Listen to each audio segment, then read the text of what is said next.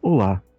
Na aula de hoje, nós queremos começar a trabalhar com as EDOs de primeira ordem, ou seja, equações diferenciais ordinárias, cuja maior ordem de derivação que aparece é 1.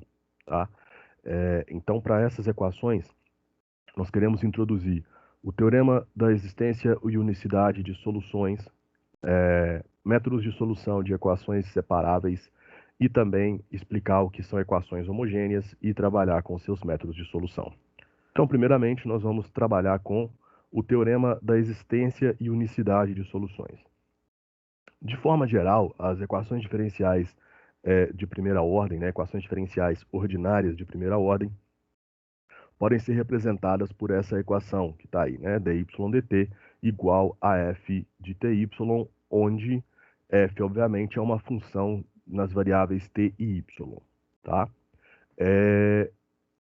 Como o y depende de t, essa f pode ser tratada como uma função de uma variável, mas também como uma função de duas variáveis, e isso nós vamos trabalhar com essa mentalidade aí em alguns processos de solução desse tipo de equação. Tá? Então, a nossa forma geral das equações que nós vamos trabalhar é essa. E agora nós queremos dar uma abordagem clássica, né? Então, nós precisaremos de certas condições sobre essa função f para que a gente possa garantir que esse tipo de equação tenha solução. Tá? Então, o nosso problema agora é, dado uma equação nessa forma, nós queremos encontrar uma solução, né, uma função y de t, que satisfaça essa equação. Tá bom? Então, o que o teorema da existência e unicidade de soluções diz? Dado um problema de valor inicial, o que é um problema de valor inicial? É uma equação diferencial associada a um ponto, a um valor inicial dessa solução. Tá? Então, nós vamos trabalhar, no caso de primeira ordem, com a equação geral de primeira ordem, que a gente já tinha falado dela no slide anterior, mas agora nós vamos associá-la a uma condição inicial. Que condição inicial é essa? Y de t0 igual a y0. y0 é uma constante, t0 também é uma constante. Então, se você pensar que as soluções que nós estamos procurando, elas são curvas no plano, tá? Pense assim, elas são curvas no plano, esse t0 e y0 seria um ponto no plano por onde essa curva passa, tá bom? Então, o que esse teorema vai me dizer é que, sob certas condições, uma curva, né, uma solução dessa, que passa por um ponto t0 e y0, ela é única. E ela nunca vai encostar em nenhuma outra solução da minha equação diferencial. Então, esse teorema, além de garantir a existência da solução da equação diferencial de primeira ordem, sob certas condições, ela vai garantir que, se você estiver falando de um ponto específico do plano por onde ela passa, então essa solução é única. Ela não intersecta nenhuma outra solução. Isso é um resultado muito importante, né?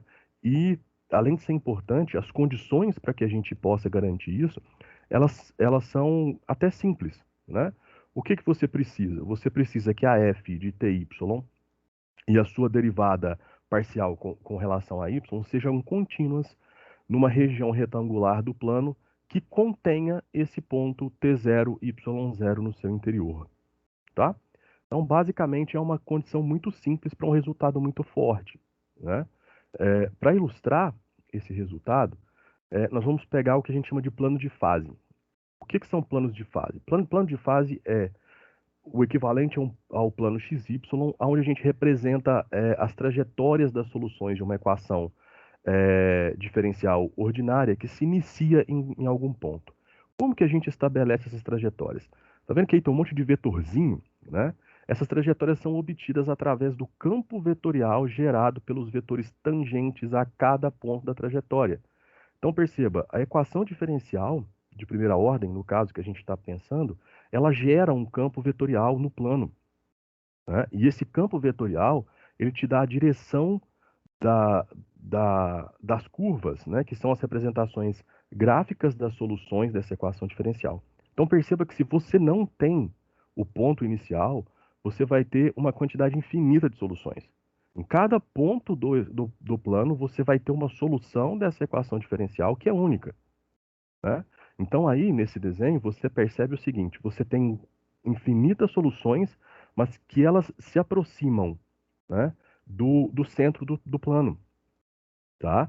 Então, você pode pensar o seguinte: olha, o centro do plano nesse sistema, ele atrai, né, todas as minhas soluções estão indo na direção, né, de uma forma rotacional, né? Ele está indo pro centro do plano como se fosse uma espiral, né? Então, todas as suas soluções são espirais que tendem ao centro do plano.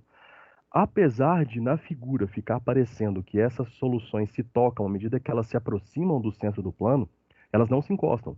Nunca, elas nunca se encostam. Elas tendem para o mesmo lugar, mas nunca se encostam, tá bom? Esse tipo de análise, esse tipo de abordagem, ele é muito feito uma outra forma de você estudar equações diferenciais, que é o que a gente chama de teoria qualitativa, onde nós queremos estudar pontos específicos, soluções específicas das nossas equações diferenciais, tá?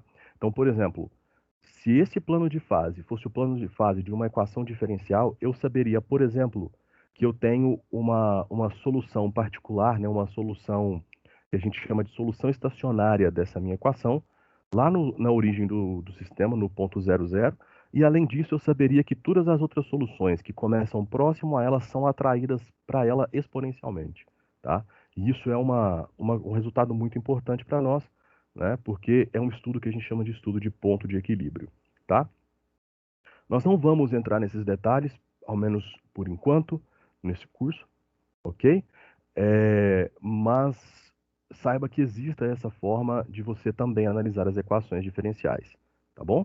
O que nós vamos trabalhar vai ser o que a gente chama de teoria quantitativa, que é aquela que você me dá a equação ou o problema de valor inicial, e eu te dou a solução dessa equação, se for possível encontrá-la. Porque uma observação importante que esse teorema de existência e unicidade tem é que a garantia da existência da solução não significa que eu vou conseguir exibir essa solução, tá? Muitas vezes essas soluções vão estar atreladas a equações, a integrações, né, a integrais, e essas integrais podem não admitir primitiva, elas são solucionadas apenas usando integração numérica, tá?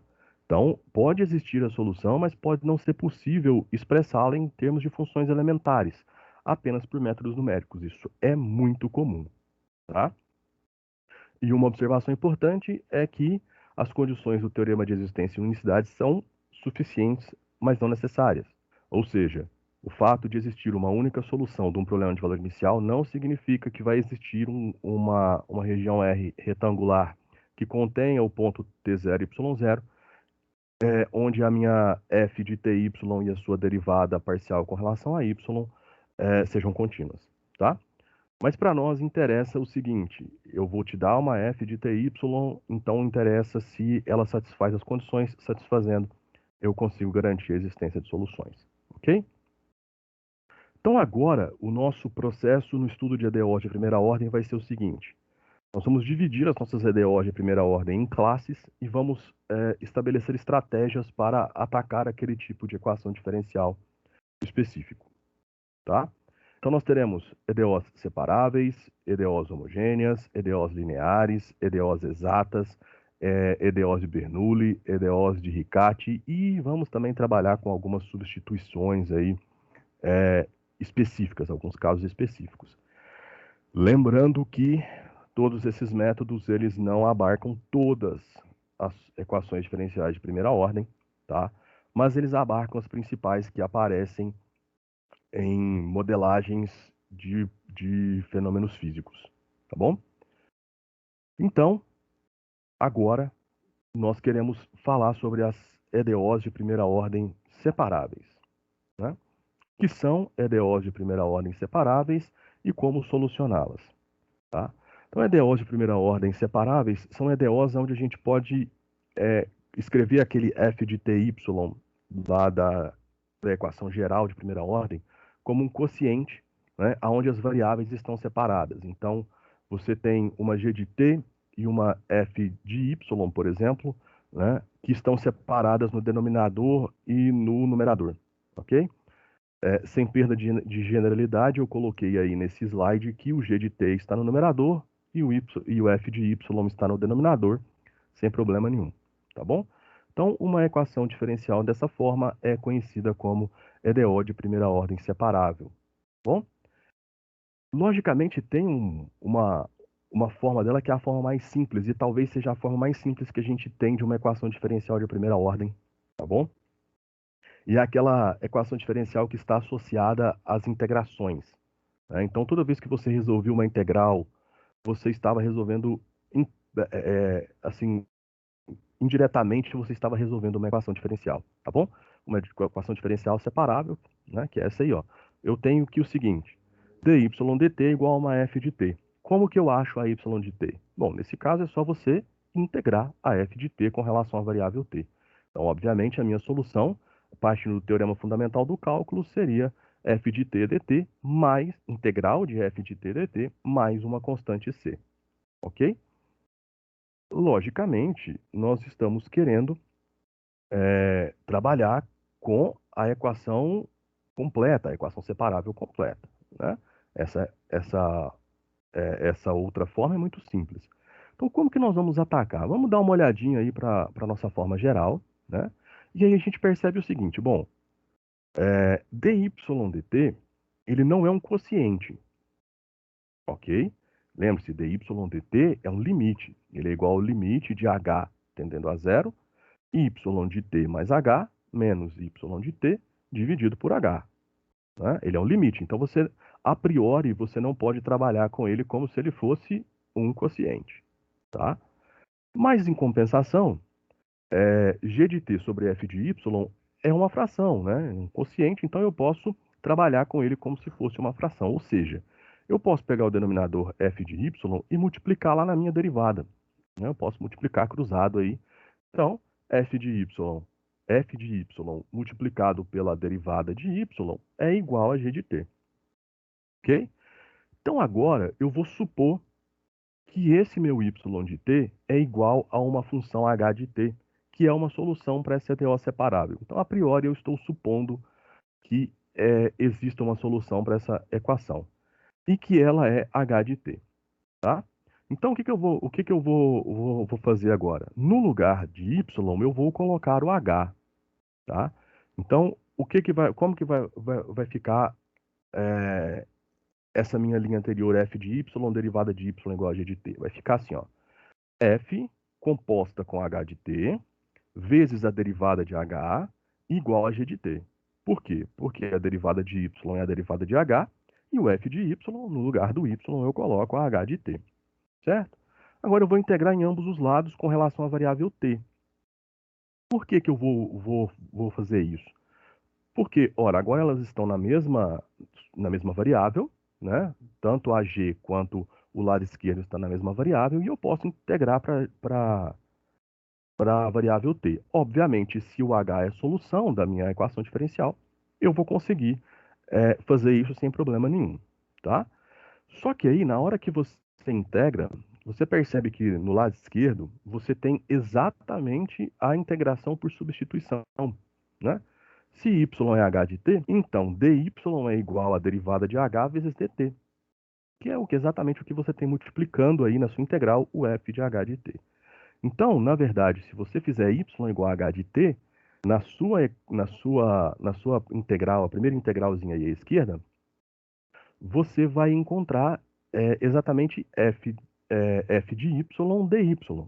Então, a integral de f de y dy vai ser igual a g de t dt mais uma constante. Ok, mas pensa o seguinte, agora volta lá naquela primeira equação do slide, né, lá em cima. dy dt igual a g de t f de y, g de t sobre f de y. Eu te falei que não dá para você encarar o seu dy dt como um quociente, certo?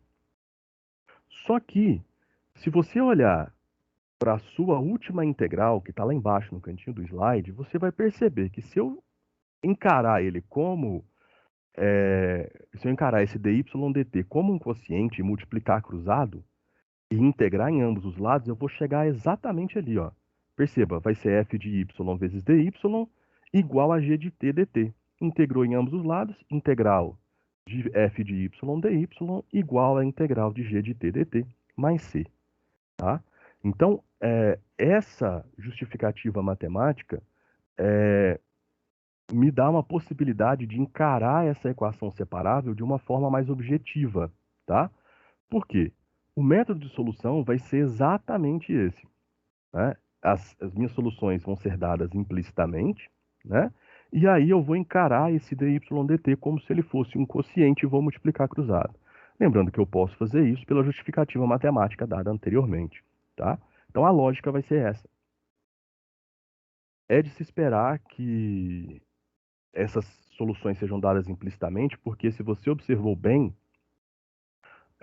a priori, a minha EDO separável, ela é não linear, tá? Então é perfeitamente compreensível que essas soluções dessas equações separáveis sejam dadas implicitamente, tá bom? Então vamos ver como que isso funciona. Primeiro exemplo, eu tenho dy dt igual a t quadrado y quadrado. Muito simples, as variáveis estão separadas, você tem t no numerador e y no denominador. Uma observação importante é a seguinte: nem o dy nem o dt podem ficar no denominador quando você vai integrar, ok? Então você sempre vai trabalhar com a orientação de que dy e dt têm que ficar no numerador, tá? Então a gente vai proceder da seguinte maneira, ó, você vai passar o y quadrado para o outro lado, né? É igual a t quadrado, ok? Passa o dt, multiplicando o t quadrado, e aí você só vai integrar em ambos os lados. Integrou, você vai encontrar y ao cubo de t sobre 3 igual a t ao cubo sobre 3, mais uma constante. Lembrando que a gente só precisa colocar a constante de um lado, porque se você colocar dos dois lados, você vai jogar as duas constantes para um lado só, vai somá-las, e aí a soma de constantes é a própria constante, né? E nesse primeiro exemplo eu coloquei aí o y de t, para você lembrar que o y é uma função de t, tá bom? Nesse caso, a gente consegue achar a solução explícita. Observe que o que a gente encontrou antes foi a solução implícita, né? Quando você encontra esse y ao cubo sobre 3 igual a t ao cubo sobre 3 mais c, você já encontrou a solução implícita da sua equação, tá bom? Mas nesse caso a gente consegue encontrar a solução explícita, né? Basta você isolar o y e aí você consegue que raiz cúbica de t ao cubo mais c, né? A raiz cúbica engloba o c também, aí parece que não está aparecendo, mas a raiz cúbica engloba o c também, tá bom?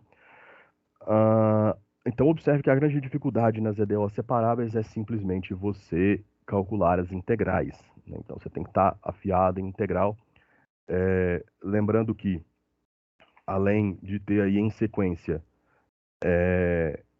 os artigos de cada tópico dessa aula, né? Você tem também um link para a nossa tabela de integrais, né? Nossa tabela completíssima de integração aí, tá? Que pode te ajudar muito a solucionar os exercícios que você precise, tá bom? Segundo exemplo, nós vamos resolver um problema de valor inicial, um PVI, tá? Então agora nós temos aí de novo uma equação diferencial de primeira ordem separável, tá?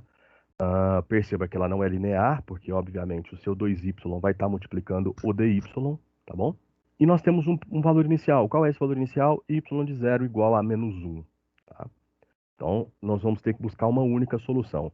Perceba que no exemplo anterior, vou até voltar lá, perceba que no exemplo anterior, você não tem um problema de valor inicial, você tem uma solução, mas perceba que você tem infinitas soluções, pois para cada valor de C, você tem uma solução diferente. O que vai determinar essa solução? O que vai determinar esse valor de C para cada solução que você tenha, né? É a condição inicial, seria você ter um y de 0, né, igual a uma constante, tá? E aí você tem um valor inicial e por esse valor inicial você encontraria essa constante C que daria a unicidade para a solução, tá? Essa constante C, então, é o que caracteriza o fato dessa equação ter infinitas soluções. Bom, então, novamente voltando ao exemplo 2, perceba que aqui nós vamos agir da mesma forma, nós vamos separar aí as variáveis, né? Lembrando que tanto dy quanto dt tem que ficar no numerador, e aí nós vamos integrar. Né? Integrando, nós vamos encontrar y² menos 2y igual a t ao cubo mais 2t² mais 2t mais c. Essa já é a nossa solução implícita, tá?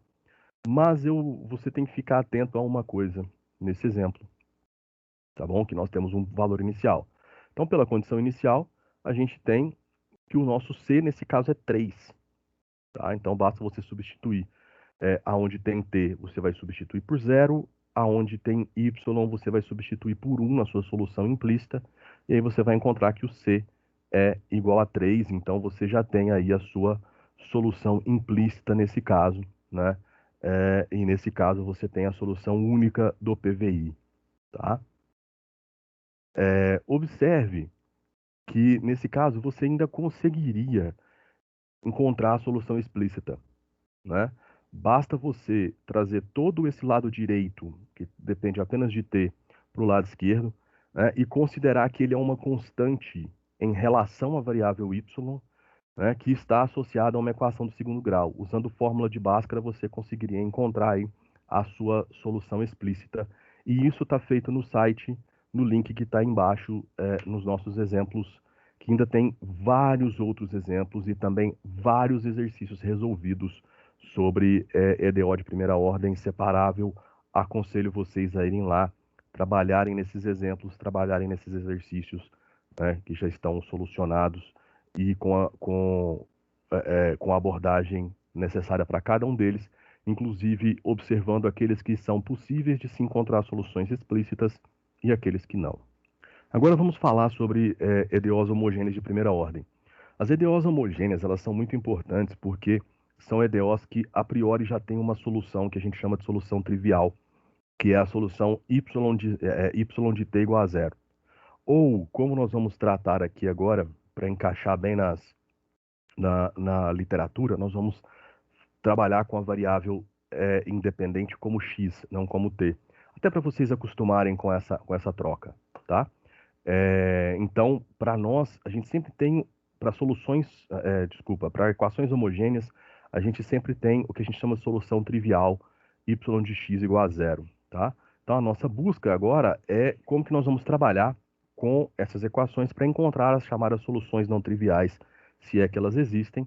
Obviamente, essas equações também estão regidas pelo teorema da existência e unicidade de soluções, então as condições para que esse tipo de equação admita a solução permanecem as mesmas de antes, tá bom?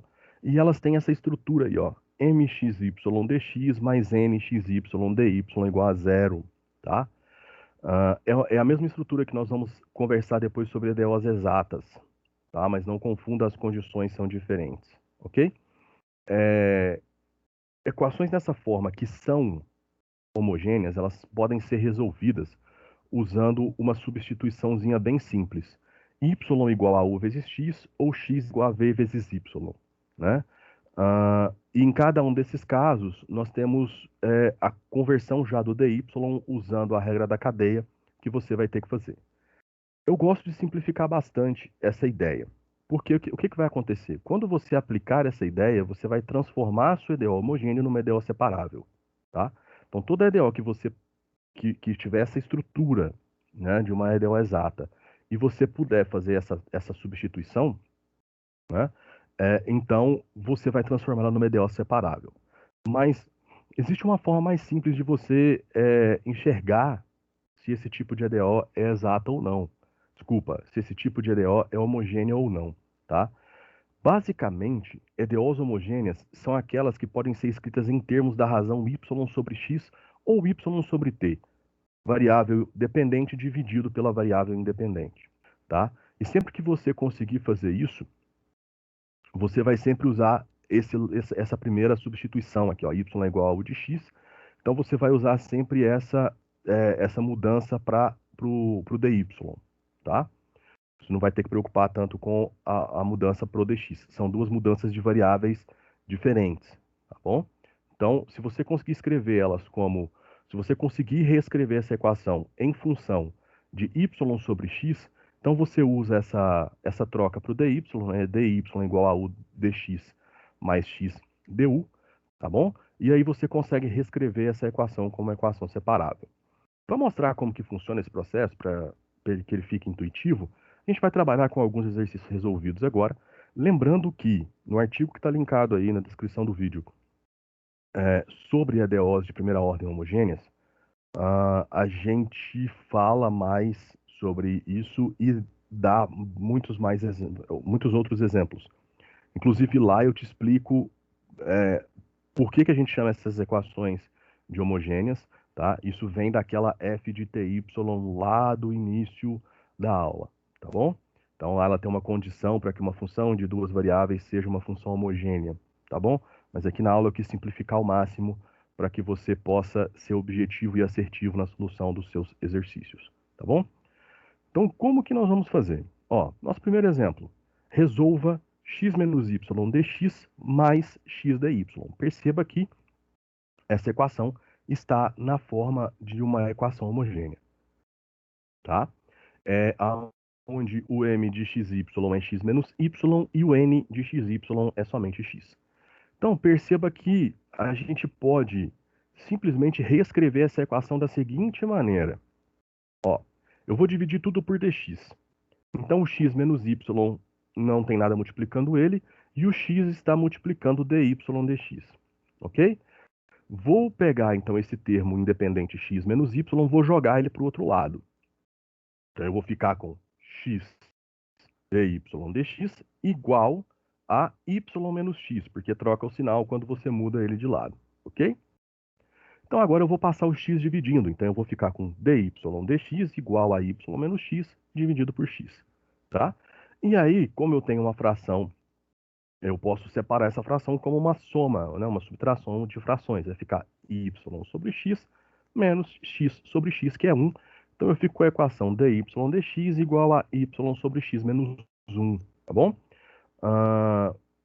Se você não entendeu esse processo, eu aconselho você, pausa o vídeo, né, e vai fazendo o processo aos poucos à mão, que você vai conseguir chegar nessa forma. Eu acho mais fácil fazer essas manipulações algébricas do que você já sair fazendo uma substituição direto, tá? E depois ter que fazer a mesma manipulação. Porque perceba, agora a minha equação ela está em termos, né, de y sobre x, ou seja, da variável dependente sobre a variável independente. Então, se eu fizer u igual a y sobre x, o meu lado direito vai ficar u menos 1, ok? E eu já sei que, né, dy dx vai ser trocado, né?